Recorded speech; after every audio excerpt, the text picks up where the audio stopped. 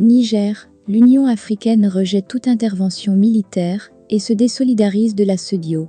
Pour plus d'informations sur ce sujet, retrouvez-nous après le générique. Mais avant de commencer, n'oubliez pas de vous abonner et d'activer la cloche de notification pour ne pas manquer nos prochaines vidéos. Bon visionnage.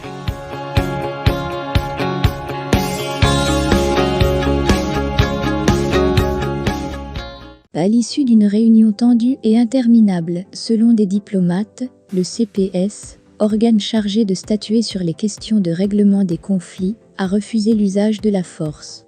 Cette position devait être officialisée mercredi.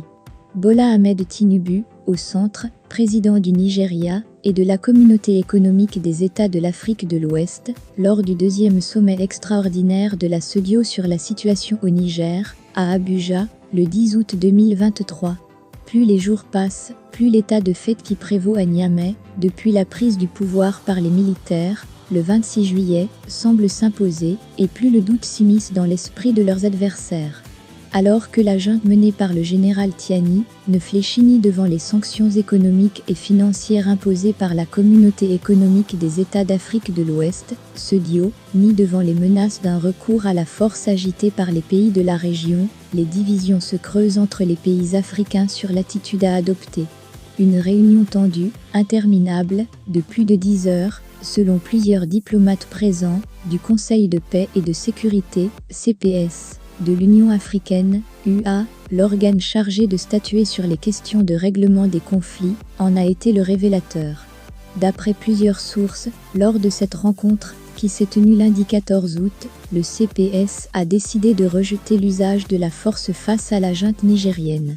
Cette position devait être officialisée par un communiqué officiel mercredi. Dans le même temps, le CPS a choisi de suspendre temporairement le Niger de toutes les activités de l'UA. Cette position se désolidarise de la CEDEAO qui, même si elle continue à privilégier le dialogue, a ordonné l'activation immédiate de sa force en attente et elle affaiblit considérablement l'organisation ouest-africaine. Lancer une offensive militaire rejetée par l'UA serait une contradiction inédite, explique Paul Simon Andy, chercheur au sein de l'Institut for Security Study. La CEDEAO aura du mal à recourir à la force sans l'approbation de l'UA, alors même que plusieurs voix questionnent la légalité d'une telle opération. Tout en rappelant notre politique de tolérance zéro face aux changements anticonstitutionnels de gouvernement, nous avons choisi de ne pas soutenir une intervention militaire au Niger, parce qu'elle pourrait déboucher sur un bain de sang et causer plus de dégâts qu'il n'en existe actuellement, confie un diplomate de l'UA. De profondes divergences. Cette décision est d'autant plus surprenante qu'elle va à l'encontre des us et coutumes de l'UA, qui a pour habitude de s'aligner sur les positions des organisations régionales. Elle contredit aussi le président de la commission de l'UA, le Tchadien Moussa Faki Mahama, qui avait affirmé son ferme soutien aux décisions de la CEDEAO, dans un communiqué du 11 août.